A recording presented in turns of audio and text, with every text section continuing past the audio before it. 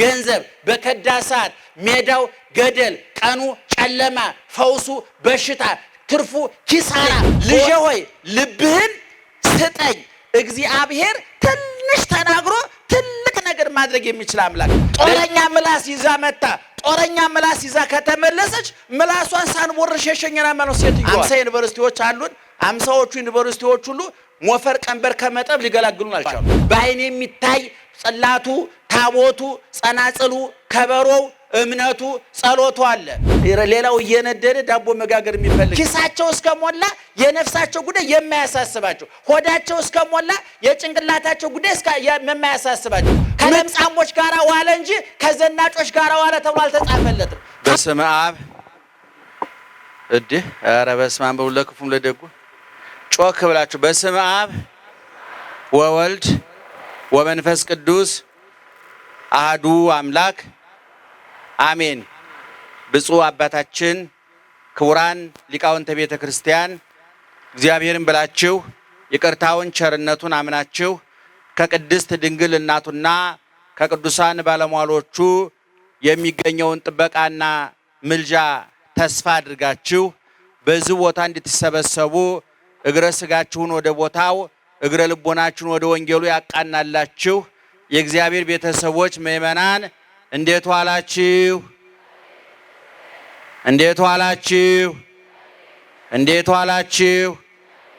በየጊዜው በየቦታው በየምክንያቱ መስማት በምንችለው ልክ የሚነግረን መኖር በምንችለው መጠን የሚያስተምረን ትናንት የነበረ ዛሬ አሁን በመካከላችን ያለ ነገ ከነገ ወዲያም እንደማይለየን አፋችንን ሞልተን የመሰከርንለት የምንመሰክርለት ልባችንን ሞልተን ያመነውና የምናምነው የአባቶቻችን አምላክ ልዑለ ባሕርይ እግዚአብሔር እስከ ዛሬ ስላደረገው በጎ ነገር ወደፊትም ስላዘጋጀልን መልካም ነገር ሁሉ ሕያው ቅዱስና ዘላለማዊ ስሙ ይክበር ይመስገን። ይክበር ይመስገን። ይክበር ይመስገን። ጆሮአችሁን ይክፈት አንደበታችንን ይፍታ። እናንተ የምትሰሙት እኛ የምንናገረው አይንሳን አይንሳችሁ። እግዚአብሔር በመላ በግምት በይመስለኛል በሳይሆን አይቀርም የግል ሐሳባችን እንዳናፈስባችሁ ጆሮአችሁን ይጠብቅላችሁ። እግዚአብሔር አንደበታችንንም ይቆጣጠርልን መንፈስ ቅዱስ። ሰላም ዋላችሁ። እንግዲህ ትናንትናም ከትናንት ወዳም በምልአት በስፋት በጥልቀት በምጥቀት እንደተማራችሁ ሰምተናል፣ ሰምቻለሁ። በመካከላችን ብዙ መምህራን አሉ። በተለይም ለዚህ ዘመን ፈውስ አድርጎ የላካቸው በዚህ ዘመን መልእክተኛ አድርጎ የላካቸው አባታችንም መምህራችንም ሊቀ ርዕሰ ሊቃውንት አባት የገብረ ኪዳን ትናንት በሰፊው አስተምሯችኋል። ዛሬም ያስተምሯችኋል ብዬ ተስፋ ያስተምሩናል ብዬ ተስፋ አደርጋለሁኝ። በሁሉም ጆሮ ልክ ተቀዶ የተሰፋ ትምህርት ነው ያላቸውና በእውነት እንዲህ አይነቶቹን አባቶች የሰጠን እግዚአብሔር ክብርና ምስጋና ይግባው። ክብርና ምስጋና ይግባው። በደንብ በደንብ በደንብ። ስለዚህ እኔ እግዚአብሔር ያቀበለኝን ጥቂት ነገር ነግራችኋለሁ። ምስጢሩን ጥበቡን ይግለጥልን እግዚአብሔር። በኦርቶዶክሳዊ ተዋሕዶ ቤተክርስቲያናችን ስርዓትና መመሪያ መሰረት የዛሬው ሰንበት ስብከት ይባላል። አባቶቻችን ጥልቁን መጽሐፍ ቅዱስ ሩቁን መጽሐፍ ቅዱስ የጠለቀውን የረቀቀውን መጽሐፍ ቅዱስ እንድናወራው ብቻ ሳይሆን እንድንኖረው ብቻ ሳይሆን እንድንከብርበት መስማት በምንችለው ልክ መኖርን በምንችለው መጠን መመስጠር መተንተን መበለት አለበትና ኦርቶዶክሳውያን የተዋሕዶ ሊቃውንት ዓመቱን ከፋፍለው ለምስጋና ለዝማሬ ለቅዳሴ ለትምህርት እንዲመች አድርገው ሰርተውታል። እኔ ሁል ጊዜ እንደምለው ኦርቶዶክሳዊ ተዋሕዶ ቤተክርስቲያን ተሰርታ የተጠናቀቀች ተሰርታ ያለቀች ማንም ሲፈልግ የማያሰፋት ሲፈልግ የማያጠባት ሲፈልግ የማይቀንሳት ሲፈልግ የማይጨምርባት ተሰርታ ተጠናቃ ያለቀች ከፍ ሲል በክርስቶስ ዝቅ ሲል በገብረ ክርስቶስ በጻድቃን በቅዱሳን ልክ ማለት ነው። ተቀዳ የተሰፋች የተዘጋጀች ቤተክርስቲያን ናት። ዛሬ ከታኅሳስ 12 ጀምሮ እስከ ታኅሳስ 29 ድረስ ያሉትን 3 እሁዶች አባቶቻችን ለየሰንበቱ ስያሜ በመስጠት ለየሰንበቱ የሚቀደሰው ቅዳሴ፣ የሚዘመረው መዝሙር፣ የሚሰበከው ወንጌል፣ የሚነበበው መልእክት፣ ምስባኩ ከመዝሙረ ዳዊት ሶስት መስመር ቀንሰው ቆንጥረው በማምጣት ከዕለቱ በዓል ጋር በማመሳሰል አዘጋጅተውልናል። ስለዚህ የዛሬው ሰንበት ስብከት ይባላል። እንደምታውቁት ይሄ ዘመነ ጾመ ነቢያት ይባላል። ሁላችሁ ታውቁታላችሁ። በዚህ በጾመ ነቢያት ወቅት በብሉይ ኪዳን የነበረው ነቢያት እግዚአብሔር ከመምጣቱ በፊት እንዴት ሆነው ይኖሩ እንደነበረ ያ የመከራ ዘመን የፍዳ ዘመን በእግረ አጋንንት እየተጠቀጠቁ በመንጸፈ ደይን ወርቀው በመርገመ ሥጋ በመርገመ ነፍስ የሚማቀቁበት በእነሱና በእግዚአብሔር መካከል አዳምና ሔዋን ሲሚንቶ አብኩተው ብሎኬት ደርድረው የገነቡት የኃጢአት ግድግዳ በኃጢአት መርፌ ባልጠግባይነት መርፌና ክር የሰፉት የኃጢአት የልዩነት መጋረጃ በሰውና በእግዚአብሔር መካከል ተጋርዶ የሰዎች ጨለማ ነበረ። አሁን እኛ ያለነው በዘመነ ሐዲስ ነው።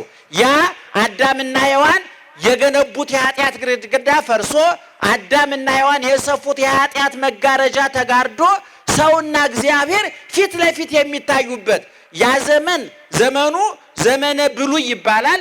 እኛ በዘመነ ሐዲስ ነው ያለነው። ያ ዘመን መጽሐፉ መጽሐፈ ብሉይ ኪዳን ይባላል። የኛ ሐዲስ ኪዳን ይባላል። የዛ ዘመን ሰዎች የብሉይ ኪዳን ሰዎች 70 ብሊት የብሉይ ኪዳን ሰዎች ይባላሉ። እኛ ደግሞ የሐዲስ ኪዳን ሰዎች እንባላለን። ዘመኑ ከዘመኑ ሰዎቹ ከሰዎቹ መጽሐፉ ከመጽሐፉ ይለያል ማለት ነው። ታላቁ ሊቅ ዮሐንስ አፈወርቅ ወበከመ ሀሎ ፍልጠት ማእከለ አሮን ወክርስቶስ ከማሁ ሀሎ ፍልጠት ማእከሌነ ወማእከሌሆሙ ለአይሁድ በክርስቶስ ሊቀ ካህንነትና በአሮን ሊቀ ካህንነት መካከል ያለውን ሰፊ ልዩነት ያህል በብሉይ ኪዳኖቹ በነበሩ ሰዎችና በእኛ መካከልም የዛን ያህል የክብር የልዕልና የክብር የቅድስና ልዩነት አለ ብሎ ተናግሯልና ይሄ 3 እሁዶች ቅድም የነገርኳችሁ ያሁኑ ስብከት ይባላል። የሚቀጥለው ብርሃን ይባላል። ቀጥሎ ያለው ኖላዊ ይባላል። ለዚህ ቀን የሚሆን አባቶቻችን ከወንጌሉ አንዳንድ ምዕራፍ ከመልእክታቱ በቅዳሴያችን ሰዓት እስከ ጻኡ ድረስ ፍሬ ቅዳሴና ስርዓተ ቅዳሴ እንለዋለን። በመጀመሪያ ተገብቶ እስከ መካከል ወንጌል እስከሚነበብበት ያለው ስርዓተ ቅዳሴ ይባላል። ከዛ በኋላ ያለው ፍሬ ቅዳሴ ይባላል። በስርዓተ ቅዳሴው ውስጥ ከብሉይ ከመጽሐፍ ቅዱስ በተለይም ከሐዲስ ኪዳን ካህናት ቅዳሴ የሚገቡት ስንት ካህናት ናቸው? በአንድ ቀን ቅዳሴ የሚገቡት ቅዳሴ ለመቀደስ ስንት ካህን ያስፈልጋል? እናንተ ነው አይታችሁ አመል ታስቀድሳላችሁ አይደል? ንገሩኝ እስኪ። ባህር ዳር ሰላም ናችሁ? ኧረ ይሄ እየተላለፈ ነው። የአዲስ አበባ ሰው ይታዘባችኋል። እኔ ከዚህ በፊት ተናግሬያለሁ። መቼም ከአዲስ አበባ ሰባኪ ማምጣት ከአዲስ አበባ ወደ ጎጃም ጤፍ እንደመጫ ነው የምቆጥረው። እውነቱን ለመናገር በጣም ነው የማዝነው እኔና እኛ ለመማር ነው የምንመጣው ወደዛ አካባቢ እንጂ ለማስተማር ብዙ መምጣቱ አስትራፊ አይደለም። እና ከአዲስ አበባ ወደ ጎጃም ቅቤና ማር አይጫንም ታውቃላችሁ። ከዚህ ወደዛ ነው ቃለ እግዚአብሔርም እንዲሁ ነውና ዙሮ በአንድ ቅዳሴ ውስጥ 5 ካህናት ይሳተፋሉ። እነዛ ከ5ቱ ካህናት 4ቱ የሚያነቡት ምንባብ ተመድቦላቸዋል። ዋናው ቄስ ወንጌል ያነባል። ሁለተኛው ቄስ የሐዋርያትን ሥራ ያነባል። ዋናው ዲያቆን ከቅዱስ ጳውሎስ ከ14ቱ የቅዱስ ጳውሎስ መልእክት ለዛ ቀን የተመደበውን ያነባል። እንደገና ሁለተኛው ንፍቁ ዲያቆን ደግሞ ከ7ቱ መልእክታት 7ቱ መልእክታት የምንላቸው ቅዱስ ጴጥሮስ፣ ያዕቆብ፣ ዮሐንስ፣ ይሁዳ የዮሐንስ ራእይም አልፎ አንዳንድ ጊዜ ይገባል። ከነዚህ ደግሞ ንፍቁ ዲያቆን ያነብ። እኔ የኢትዮጵያን ቤተክርስቲያን በልኳ በመጠኗ በልዕልናዋ ልክ እንኳን ጠላቶቿ ወዳጆቿ እንኳን ሰፍረን ቆጥረን ለክተን እንደማናውቃት የማውቀው እኔ በቤተ ክርስቲያን ወንጌል አልተሰበከም፣ መጽሐፍ ቅዱስ አልተነገረም የሚሉ የዋጅላጅሶች ይገጥሙናል። በቅዳሴያችን ሰዓት ቅድም እንዳነገርኳቸው በሐዲስ ኪዳን ውስጥ ያሉት መጻሕፍት ሁሉም ይነበባሉ። ወንጌሉን ዋናው ቄስ ያነባል፣ የሐዋርያት ሥራ የሚባለውን ንፍቁ ቄስ ያነባል። የመጀመሪያው የዋናው ዲያቆን ከ14ቱ የቅዱስ ጳውሎስ መልእክት ለዛ ቀን የተመደበውን ያነባል። ሁለተኛው ዲያቆን ወይም ንፍቁ ዲያቆን ደግሞ የምንለው ከ7ቱ መልእክታት አንዱን ያነባል። ይሄ ንባባቸው ራሱ ቅደም ተከተላለሁ። መጀመሪያ ጳውሎስ ይነበባል፣ ከዛ ቀጥሎ የሐዋርያት ሥራ ይነበባል፣ ከዛ የጴጥሮስ መልእክት ይነበባል፣ ከ7ቱ መልእክታት ከዚያ ወንጌል ይነበባል። ወንጌል በሚነበብበት ጊዜ ዣንጥላ ተይዞ መብራት በርቶ፣ ምክንያቱም ወንጌል መጻሕፍት ናት፣ የመጻሕፍት እናት ናት። ወላዲተ መጻሕፍት መጻሕፍት ወንጌል ናት። የሚገርማችሁ ሐዋርያው ቅዱስ ጳውሎስ ወንጌልን ሲተረጉም ወንጌል ሁለት ትርጉም ያለው፣ አንደኛ መጽሐፉ ነው።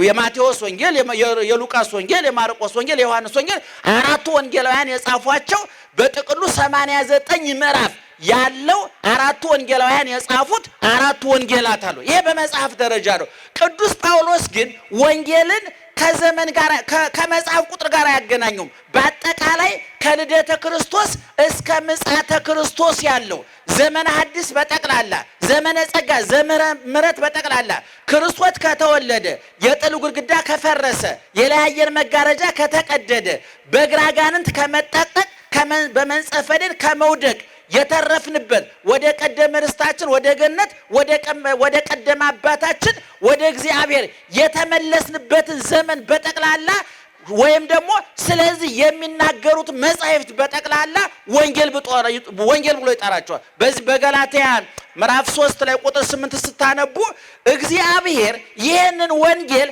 አስቀድሞ ለአብርሃም ሰበከለት ይላል። ይሄ ልብ አድርጉ። ክርስቶስ ከመወለዱ ከ2000 ዓመት በፊት አብርሃም ማለት በዘርዕከ ይትባረኩ ኩሎሙ አሕዛብ የምድር አሕዛብ በዘርህ ይባረካሉ ብሎ የክርስቶስ ገና ሳይወለድ ወንጌል ሳይሰበክ ወንጌላውያን ወንጌልን ሰመጻፋቸው ከ2000 ዓመት በፊት በዘርህ የምድር አሕዛብ ይባረካሉ ብሎ ነግሮታል። ኢይቤሎ በአዝርዕቲከ በዘሮችህ አላለውም፣ አላይ ቤሎ በዘርዕከ ዘውእቱ ክርስቶስ በዘርህ አለው። ዘርህም ያለው ክርስቶስን ነው ብሎ በአብርሃም ዘመን የተነገረውን የእግዚአብሔርን ቃል ወንጌል ብሎ ወስዶታል። ስለዚህ ወንጌልን ስንረዳ ሁለት ነገር ነው ማለት ነው። አንደኛ መጻሕፍቱ አራቱ ወንጌላውያን የጻፏቸው አራቱ ወንጌላት አሉ። በጥቅሉ 89 ምዕራፍ ያላቸው ክርስቶስ ከጽንስ እስከ ዕርገት ድረስ ያስተማረውን ጥልቅ ትምህርት፣ ያደረቀውን ድንቅ ተአምር፣ ያሳየውን የሰራውን እጅግ አስደናቂ ትሩፋት ወንጌላውያኑ ከሞላ ጎደል ከብዙ በጥቂቱ የጻፉበት ወንጌል ይባላል። የማቴዎስ፣ የማርቆስ፣ የሉቃስ፣ የዮሐንስ ወንጌል ማለት ነው። ይሄ መጽሐፉ ነው። በጥቅሉ ግን ዘመነ ሐዲስ በጠቅላላ ወንጌል ተብሎ ይጠራል። ዘመነ ወንጌል ተብሎ ይጠራል። እና እንግዲህ ቤተ ክርስቲያናችን ወንጌል ተከብራ መጋረጃ ዣንጥላ ተይዞ መብራት በርቶ በክብር ነው ወንጌል የሚነበበው። ምክንያቱም የጳውሎስ መልእክት ቢባል የጴጥሮስ መልእክት ቢባል ሐዲስ ኪዳን ብትለው ብሉይ ኪዳን በጠቅላላ የዞረ ድምር ውጤቱ የታየው በክርስቶስ ነው። ክርስቶስ ባይወለድ ኑሮ ብሉይ ኪዳንም ሐዲስ ኪዳንም አይኖርም ነበር። የክርስቶስ ዋና ትምህርት የተጻፈው ደግሞ በአራቱ ወንጌላውያን ስለሆነ ማለት ነው። ስለዚህ አባቶቻችን ይሄንን ቃሉ ብዙ ነው፣ መጻሕፍቱ ብዙ ናቸው። እንደየቦታው እንደየጊዜው እንደየሁኔታው መጥነን ቆንጥረን ለክተን ንባቡ ለጆሮአችን ምስጢሩ ለአእምሮአችን ኃይለ ቃሉ ለሕሊናችን ማረፊያ እንዲሆን ሰፍረው ቆጥረው ለክተው በዚህን ጊዜ ይሄን አንብቡ፣ በዚህን ጊዜ ይሄን ቀድሱ፣ በዚህን ጊዜ ይሄን ዘምሩ ብለው ነግረውናል። ዛሬ የተነበበው ወንጌል ቅድም እንደተናገርኩት የዮሐንስ ወንጌል ምዕራፍ 1 ከቁጥር 44 እስከ መጨረሻው ድረስ ነው። ክርስቶስ በዮርዳኖስ ከተጠመቀ በኋላ 3 ስራ ሰርቷል። አንደኛ የሚተኩትን ሰዎች መርጧል። ወደፊት እሱ ያርጋል። እሱ ሲያርግ ለጊዜው በእግራቸው ለፍጻሜው በስራቸው የሚከተሉትን ቀንና ሌሊት የማይለዩትን ምስጢር ያልተከፈለባቸውን ሲጠይቁ እየመለሰ ባይጠይቁ እንኳን ለበውክሙኑ የተናገርኩት ነገር ገብቷቸዋል፣ እዚህ ላይ ጥያቄ የላችሁም፣ ይሄን ነገር ተረድታችሁታል እያለ ራሱም እየጠየቀ እነሱም እየጠየቁ ነገ እሱን ተክተው ዓለምን የሚያጣፍጡ ጨዎች ዓለምን የሚያበሩ ሻማዎች ናቸውና በደንብ አድርጎ በቃልም በተግባርም ሊቁ እንደተናገረው የክርስቶስ ትምህርት የቃልም የተግባርም ትምህርት ነው። ይናገራል፣ የተናገረውን ያደርጋል። ይትናገር ትሑታተ ወይገብር አብያተ። እግዚአብሔር ትልቅ ነገር ትንሽ ነገር ይናገራል፣ ትልቅ ነገር ያደርጋል። ንሕነሰ ሰብእ እኛ ሰዎች ግን ንትናገር ብዙኃ ወይንክል ህዳጠ ገቢረ። ብዙ እንናገራለን፣ ጥቂት እናደርጋለን አለ። ትንሽማ አንድ ሁለት ብርጭቆ ጠላ ከቀመሰ ሳይንቲስት ነው፣ በቃ ጠፈረተኛ ነው። በቃ የማይሆነው ነገር የለም። ደጀ ሰላም ዲያቆኑ ሁሉ ሲገባ ይባላል ነገ ድጓ ቤት ሄዳለሁ ነው የሚለው በቤተ ክርስቲያን። ነገ መጽሐፍ ቤት እገባለሁ። ጠላው ሲተን ስሜቱ አብሮ ይተናል፣ ይበናል። በትምህርት ቤት ታውቃላችሁ ብዙ አስተማሪዎች ክላስ ገብተው ብላክቦርድ ላይ ይለቀልቁና አያስረዷችሁም። በኋላ የሚያመጡት ፈተና ከድንጋይ ይከብዳል። እንዲያውም አንዳንዶቹ ቲቸር ገሌ ትምህርታቸው ቀለል ያለ ነው፣ ፈተናቸው ከባድ ነው ይባላሉ። ምክንያቱም መምህሩ ለመታወቅ እንጂ ለማሳወቅ አልፈለገም ማለት ነው። እግዚአብሔር ግን መስማት በምንችለው ልክ የሚናገር አምላክ ነው እና ሊቁ ሲናገር ምን አለ? ይትናገር ትሑታተ ወይገብር አብያተ። ትንሽ ይናገራል፣ ትልቅ ያደርጋል። እኔ የዓለም ብርሃን ነኝ በሉ እስኪ። የማን ብርሃን ነኝ? ይችን ለማለት ስንት ሰከንድ ይፈጅ? 3-5 ሰከንድም አይፈጅም አይደለም?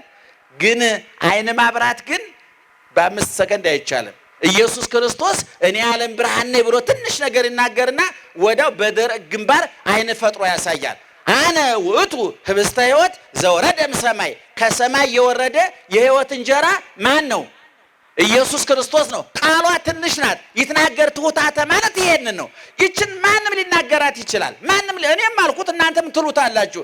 እንጀራ ለጊዜው 2 ዓሣ 5 እንጀራ አበርክቶ 5000 ሰው መቀለብ ቀላል አይደለም። ሁለተኛ ግን ትልቁ የነፍሳችን ምግብ ቀራንዮ ላይ ስጋውን ቆርሶ በሞቴ ጉረሱልኝ አለ፣ ደሙን ቀርቶ በሞቴ ጠጡልኝ አለ። ራሱ ጋባዥ፣ ራሱ ግብዣ፣ ራሱ ደጋሽ፣ ራሱ ድግስ፣ ራሱ መጋቢ፣ ራሱ ምግብ የሆነ እሱ ቀራንዮ ላይ ያሳይቷል። እና ትንሽ ነገር ነው የሚናገረው፣ ትልቅ ነገር አይናገርም። ትንሽ ተናግሮ ግን ምን ያደርጋል?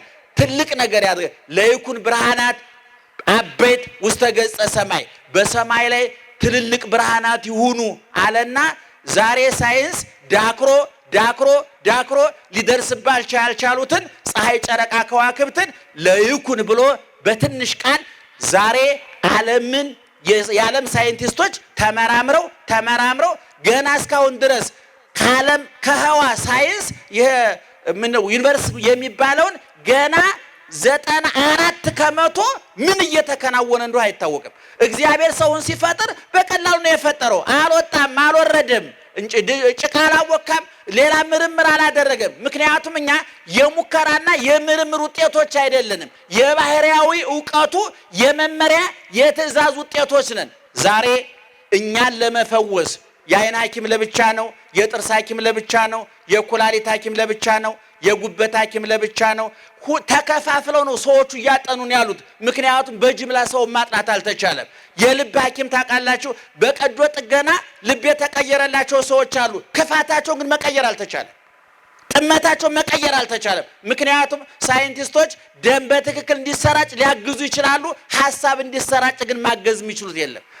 እግዚኦ ፍጥር ልበ ንጹሐ ፍጥር ሊተ እግዚኦ፣ አቤቱ ንጹህ ልብ ምን አድርግልኝ ፍጠርልኝ። ልጄ ሆይ ልብህን ስጠኝ። እግዚአብሔር ትንሽ ተናግሮ ትልቅ ነገር ማድረግ የሚችል አምላክ ነው። ለዚህ ነው የወንጌል ትምህርት የዛሬ 2000 ዓመት ተነግሮ ዛሬም ይጣፍጣል፣ ዛሬም አዲስ ትኩስ ፈዋሽ ነው። የወደቁትን ያነሳል፣ የረከሱትን ይቀድሳል። እግዚአብሔር ኢየሱስ ክርስቶስ የሚበላ ዳቦ ነው ለተራቡት፣ የሚጠጣ ውሃ ነው ለተጠሙት፣ እርቃን ሸፋኝ ሙቀት ሰጭ ነው ለተራቆቱትና የነፍስ ብርድ የህሊና ብርድ ለተሰማቸው፣ ዘመድ ጤና ገንዘብ ለከዳቸው፣ ገደሉ ሜዳ ቀኑ ጨለማ ለሆነባቸው ሰዎች ሁሉ እግዚአብሔር ፈውስ መድኃኒት ነው እና በዚህ በወንጌል ውስጥ ኢየሱስ ክርስቶስ ያስተማራቸው ትምህርቶች ተጽፏል። ይገርማቸው ትምህርቶቹ የተወሳሰቡ አይደሉም፣ የተራቀቁ አይደሉም፣ ከአቅም በላይ ሆነው የሚያስጨንቁ ከአቅም በታች ሆነው የሚናቁ አይደሉም። የኛ ትምህርት ታውቃላችሁ፣ የግማሾቻችን ከአቅም በላይ ሆኖ ያስጨንቃል፣ የግማሾቻችን ደግሞ ከአቅም በላይ ሆኖ ይናቃል። ጥሩ ተኳሽ የሚባለው ልብ ራሱን አለው ሲባል ነው። ወካላይም ካለፈ ልክ አይደለም። ከስም የክርስቶስ ትምህርት ልብ የሚነካ ነው፣ ልብ የሚለውጥ ነው፣ አስተሳሰብ የሚቀይር ነው። ለምን? በቀላሉ ስላስተማረ፣ አወሳስቦ ስላላስተማረ፣ አራቋምጥቆ ስላስተማረ። በእውነት ኢየሱስ ክርስቶስ እንደ ጌትነቱ እንደ አምላክነቱ ቢያስተምር እንኳን እኛ እነ ሚካኤል እነ ገብርኤል አይሰሙትም። ነገር ግን እኛ በምንረዳው ኩሽና ገብቶ እርሾ አንድ ሴት መቼም እርሾ የማያውቅ የለም።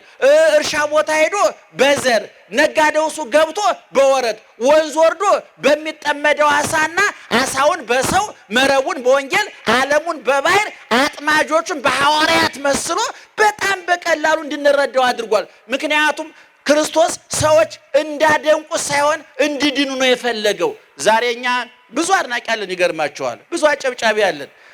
ካጸደቅነው ይልቅ የሚያደንቀን ይበዛል። ታውቃላችሁ፣ በነፍሱ ሳይነሳ ከኛ ጋር ብዙ ፎቶ ይነሳል። እኛም ደስ ይለናል። ይገርማቸዋል። ከእናንተ ብዙም ስለማንሻል እንዴት ሞቅ እንደሚልን ብታዩ። ወደፊትም ተነሱ ከኛ ጋር ሞራል ይሆናል። ጥሩ ነው። የክርስቶስና የሐዋርያት ዓላማ ግን ሰዎች እንዲለወጡ ማድረግ ነው፣ እንዲቀየሩ ማድረግ ነው። ምእመናን፣ ትምህርት ሶስት አይነት ለውጥ ማምጣት አለበት። ደህና ዋላችሁ? እየሰማችሁ ነው? ስትወጡ ንገሩ። ትምህርት ሶስት አይነት ለውጥ ማምጣት፣ ዘመናዊም ብትሉ መንፈሳዊም ብትሉት፣ ሃይማኖታዊም ብትሉ ሳይንሳዊ፣ ሶስት አይነት ለውጥ ያላመጣ ትምህርት ወይ ትምህርቱ ልክ አይደለም፣ ፖሊሲው ተበላሽቷል፣ ወይ መምህሩ ልክ አይደለም፣ ወይ ተማሪው ልክ አይደለም፣ ወይ የትምህርቱ የተተከለበት ቦታው ልክ አይደለም ማለት ነው። ያስተሳሰብ፣ ያነጋገር፣ ያሰራር ለውጥ ማምጣት አለበት። የክርስቶስ ትምህርት፣ የሐዋርያት ትምህርት፣ የሊቃውንት ትምህርት ለውጥ ለምን አመጣ? ምን አይነት ለውጥ አመጣ? እነሱ ሶስት ለውጦች አመጣ። አንድ ያስተሳሰብ ለውጥ አመጣ። በዚህ በቅዱስ ጳውሎስ ለሮሜ ሰዎች ሲነግራቸው ምን ብሏቸዋል? በልባችሁ መታደስ ተለወጡ እንጂ ይህን ዓለም ተለወጡ። አንድ ሰው ልቡ ጠማማ ልብ ይዞ መጥቶ እንደተጣመመ ከተመለሰ እውነቱን ለመናገር ትምህርቱ ከሽፏል ማለት ነው። ጦረኛ ምላስ ይዛ መጣ፣ ጦረኛ ምላስ ይዛ ከተመለሰች ምላሷን ሳንቦርሽ የሸኘና ማለት ነው ሴትዮዋል። አሰራሩ ካልተቀየረ ትናንትና ሲሰርቅ የነበረው ሰውዬ ዛሬም ከሰረቀ ትምህርቱ ከሽፏል ማለት ነው። ዘመናዊ ትምህርታችን ታውቁታላችሁ። ዛሬ 50 ዩኒቨርሲቲዎች አሉን። 50ዎቹ ዩኒቨርሲቲዎች ሁሉ ሞፈር ቀንበር ከመጠብ ሊገላግሉን አልቻሉ። በበሬ ከማረስ ሊገላግሉን አልቻሉ። ዛሬም የምንጭነው ባህያ ነው። ዛሬም የምናርሰው በበሬ ነው። ዛሬም የምናርሰው በሞፈር ቀንበር ነው። ዛሬ ይገርማቸዋል። ራሱ ከዩኒቨርሲቲ ተመርቆ መጥቶ ከአባቱ ጋር ሞፈር ቀንበር እየጠረበ ወደ ታች ወርዶ ገበሬ ሆኗል። ይገርማል። ለምን? ትምህርቱ ለዋጭ አይደለም፣ ቀያሪ አይደለም። አስተሳሰቡ አልተለወጠም፣ አነጋገሩ አልተለወጠም፣ አሰራሩ አልተለወጠም። በሶስቱ መንገድ የክርስቶስ ትምህርት ይሄን ለውጥ ነው ያመጣው። ምን ተንግ የሐዋርያት ትምህርት ይሄን ለውጥ ያመጣው። እነ ቅዱስ ጴጥሮስ ካስተማሩ በኋላ ምን ተንግበር ምን እናድርግ ብለዋቸዋል። እኛ ዛሬ ምን እናድርግ የሚል ለውጥ አላመጣንም እንዴ?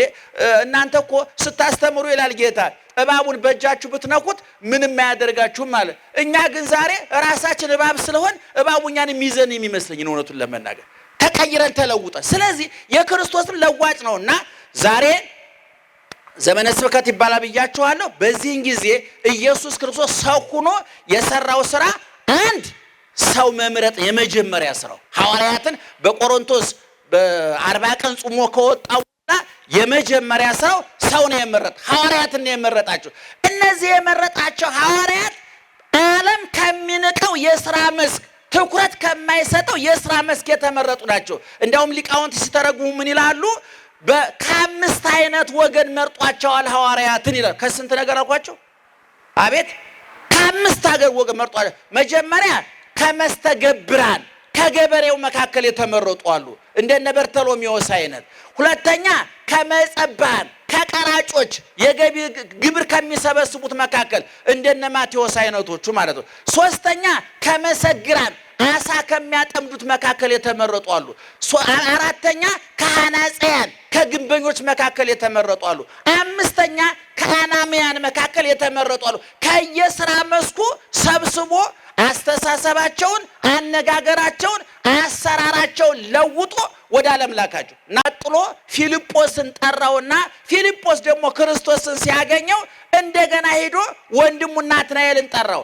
ምን ብሎ ነው የጠራው? አረ ናትናኤል ሙሴ በኦሪት ነቢያት በትንቢት የተናገሩለትን በደንብ ስሙ ይመናል። ሙሴ በኦሪቱ ዘጸሐፈ ሙሴ ወነቢያት ነቢያት በትንቢታቸው የተናገሩለትን የናዝሬቱን ኢየሱስ የዮሴፍን ልጅ አገኘነው ነው ያለው። ደህና አደራችሁ፣ ደህና ዋላችሁ። የማንን ልጅ? አቤት የማንን ልጅ? የዮሴፍን ልጅ አገኘነዋል። ማን ነው ባዩ? ፊልጶስ። ለማን? ለናትናኤል ምስክርነት ሰጥቶት ማለት ነው። ናስቲ ኧረ እባክህ አለ ናትናኤል፣ ከናዝሬት ደግ ሰው ሊወጣ ይችላል ወይ እምትለኝና የናዝሬት ጠባይ አንድ አይነት አይደለም። እንግዲህ አንዳንድ ሰፈር አለ አይደለም? የነገሌ ሰፈር አሁን አዲስ አበባ የሀብታሞች ሰፈር ተብሎ የተመደባለ፣ የድሆች ሰፈር ተብሎ የተመደባለ፣ የባለስልጣኖች ሰፈር ተብሎ የተመደባለ። እንግዲህ ሀብታሞቹ ሰፈር ያልታወቀባቸው በመኪና የተጠለሉ ድሆች አሉ። ድሆቹ ሰፈር በድህነት የተጠለሉ ደግሞ ሀብታሞች ኖሩ ይችላሉ። የዓለም ሰው ስያሜ ነው። ናዝሬት የምትባለው የወሮ በላ የማጅራት መቼ ሀገር ናት። እቻ አዳማ ናዝሬት እያልኳቸው አይደለም እንዳታጣሉ። ኢየሩሳሌም ያለችው ነው። ደህና ዋላችሁ። የኢየሩሳሌም ነው። ይችኛዋ እንደ ባህር ዳር ናት። ያው እንደ ባህር ዳር እንደ ደሴ በቃ የወሮ በለች ሁላችንም።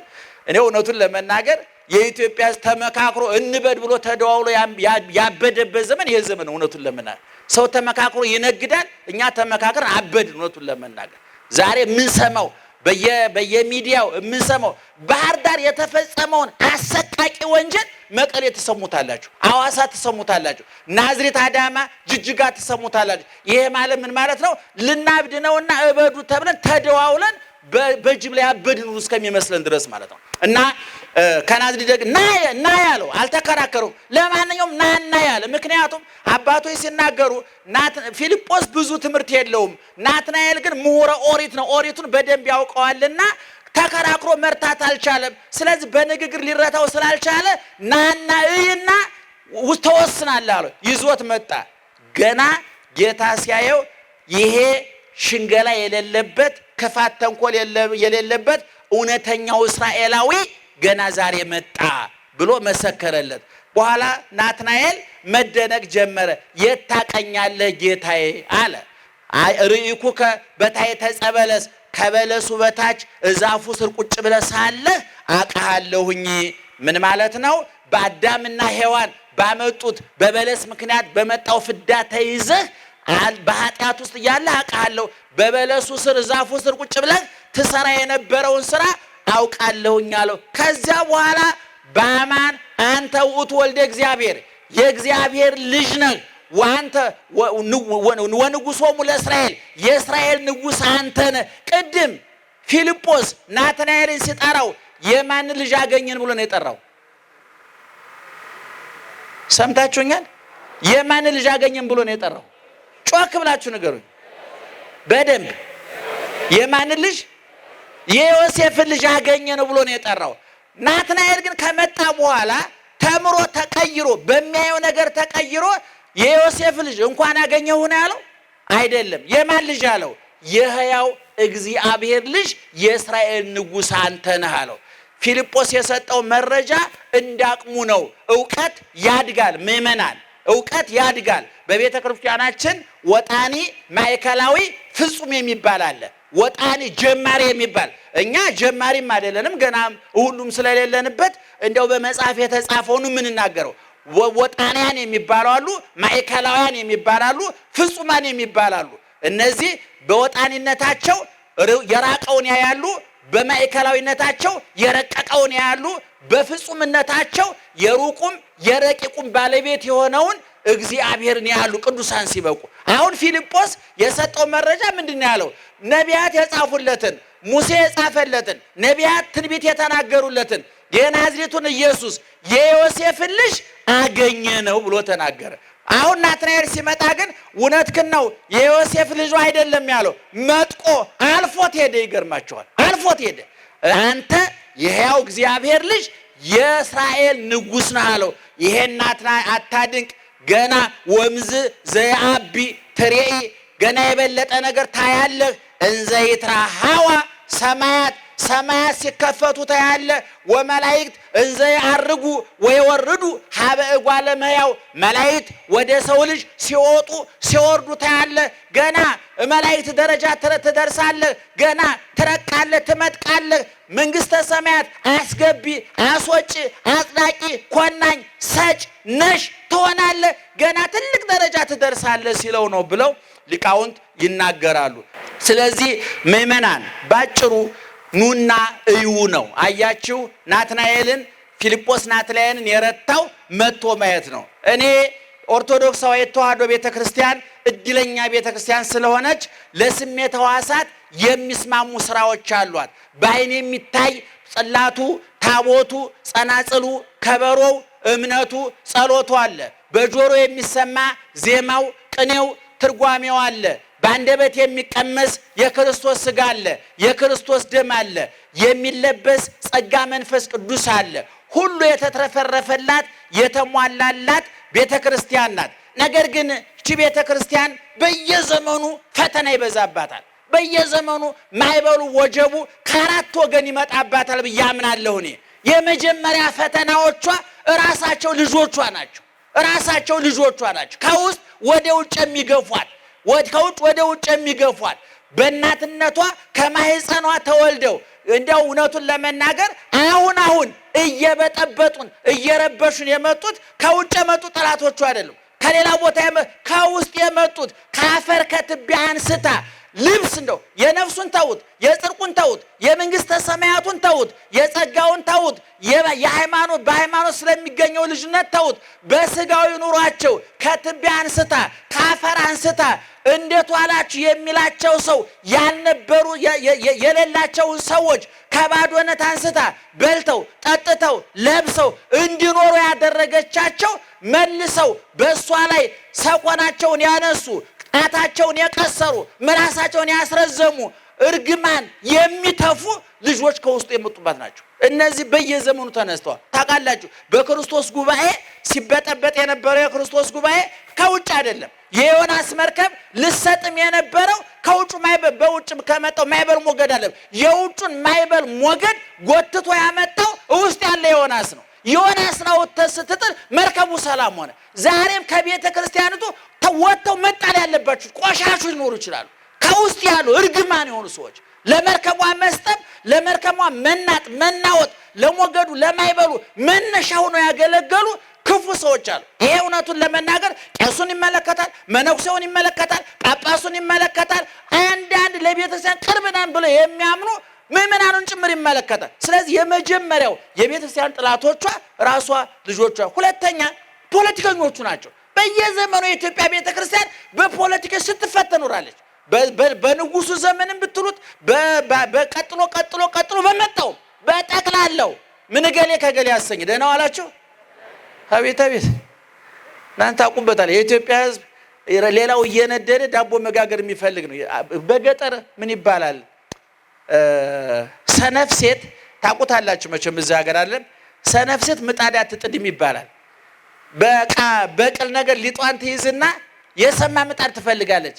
እንትናዬ ዛሬ ምጣድ ታሰሚያለች? አዎ እንደው አንድ እንጀራ አሰፋለሁኝ።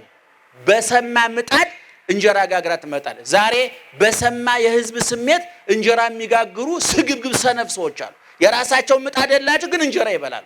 የራሳቸው እሳት የላቸው ግን ያነዳሉ። እና ቤተክርስቲያን ሁለተኛ ጠላቶቿ በየዘመኑ የሚነሱ ፖለቲከኞች ከግራ ቀኝ አሉ።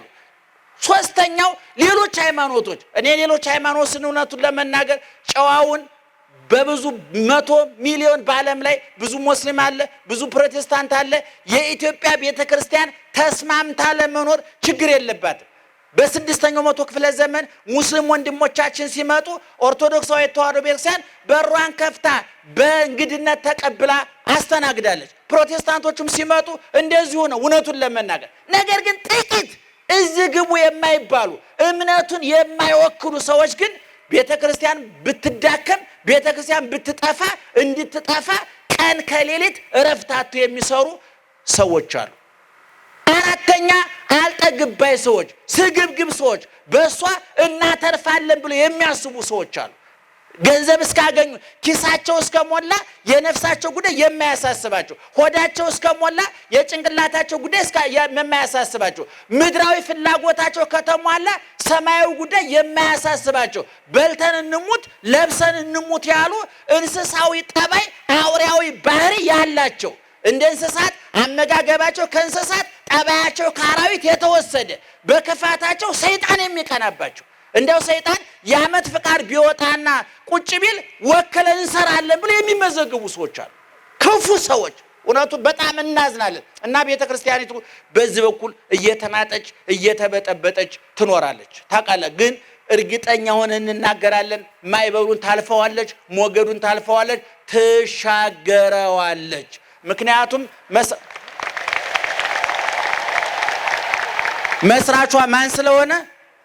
መስራቿ ማን ስለሆነ ቅዱስ ጴጥሮስ እኔ ማን ነኝ ብሎ ለጠየቀው ጥያቄ ክርስቶስ አንተ የሕያው እግዚአብሔር ልጅ ነህ ብሎ ሲመልስ ክርስቶስ ምንድነው ያለው? አንተ ውእቱ ወልደ እግዚአብሔር ያው አንተ ኮኩ አንተ አለት ነህ። በአንተ አለትነት ላይ ቤተክርስቲያኔን እሰራታለሁ። ዋና ቅጸ ሲኦልኒ እየሄይልዋ የገሃነም ደጆች አያናውጧትም ተብሎ ቃል ተገብቷል። መስራቿ ትናንትና ነበረ፣ ዛሬ አለ፣ ለዘላለም ይኖራል። ዘመን አይሽረውም፣ ቦታ አይቀይረውም፣ ሁኔታ አይገለብጠውም። እግዚአብሔር በምርጫ አይሸነፍም። እግዚአብሔር መፈንቅለ መንግስት አያሰጋውም። እንኳን አሁን ዓለም ሳይፈጠር ንጉስ ነበረ። ዓለምን ፈጥሮ ንጉስ ነው።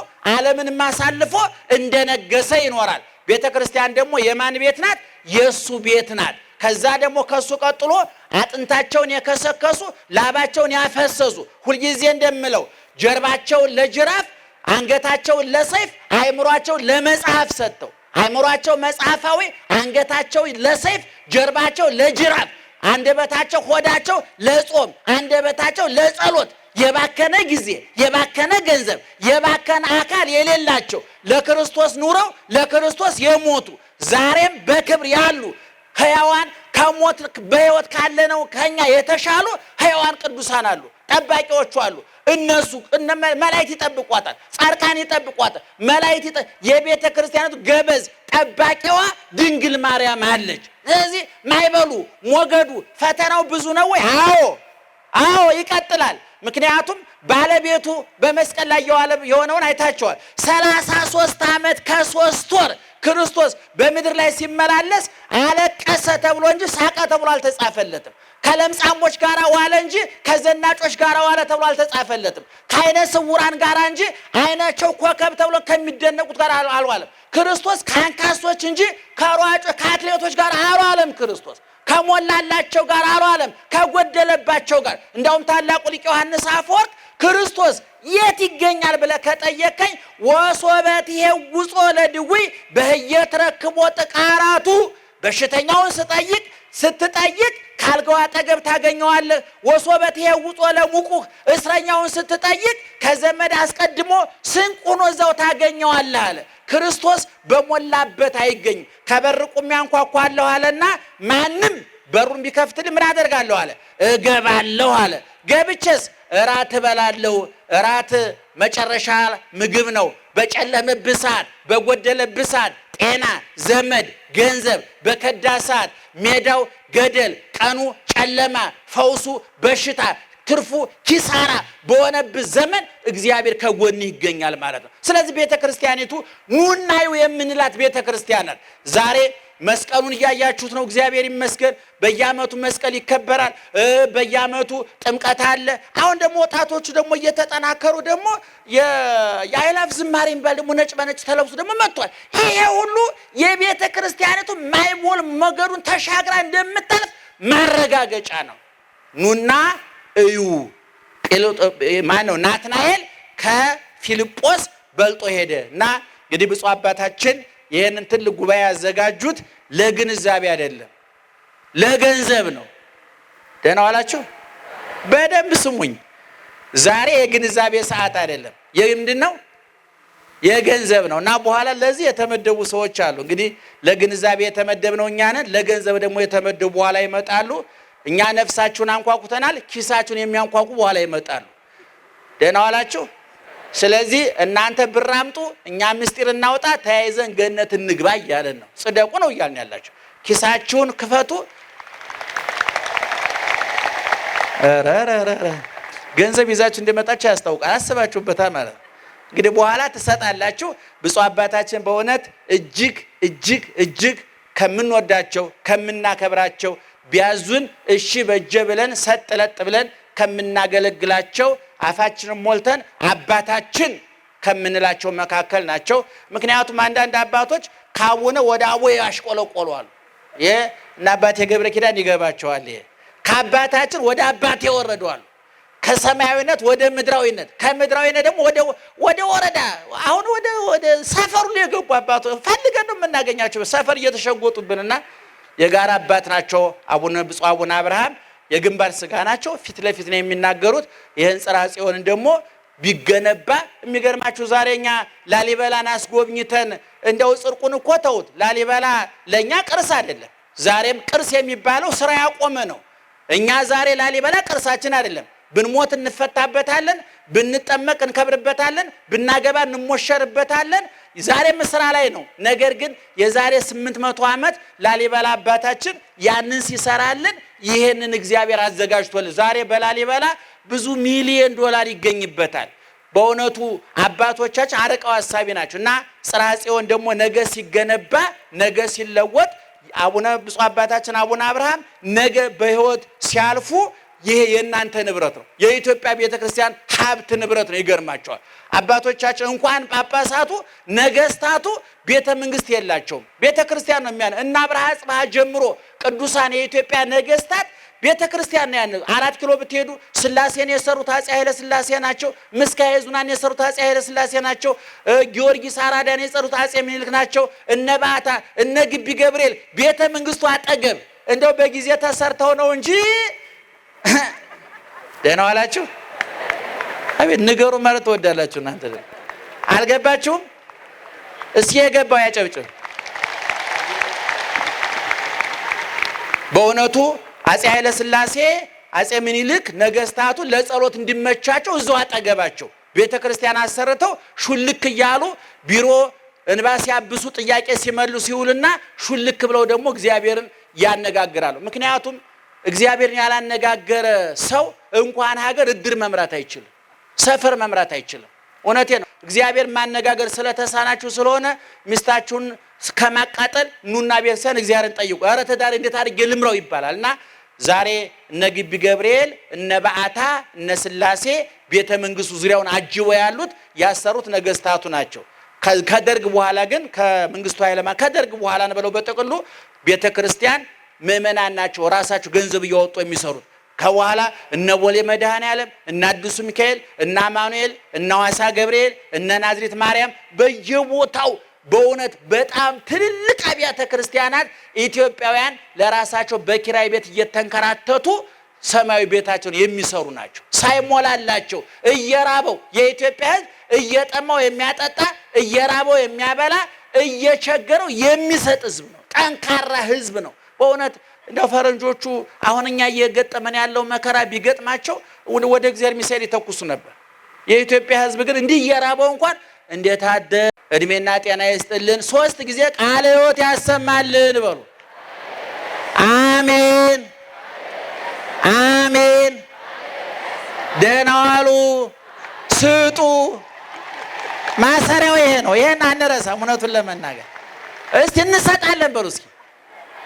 አቤት ህፃናት ናቸው ያሉት። ትልልቆቹ አትሉ ትሰጣላችሁ። ጠዋትም በእውነቱ ባህር ባዶ ሚካኤል ብዙ ስራ ሰርተን የመጣ ነው። በህይወቴ አስተባብሬ የማላውቀውን ምን ነሽጥ እንዳደረገኝ አላውቅም። ነሽጦኝ እናንተም አላሳፈራችሁኝም። ግን በገመድ አሰራችሁኝ። መጋቢት ላይ ለጉባኤ ለመጣ ቃል ገብቻለሁ። እንማማራለን። እግዚአብሔር ይስጥልኝ።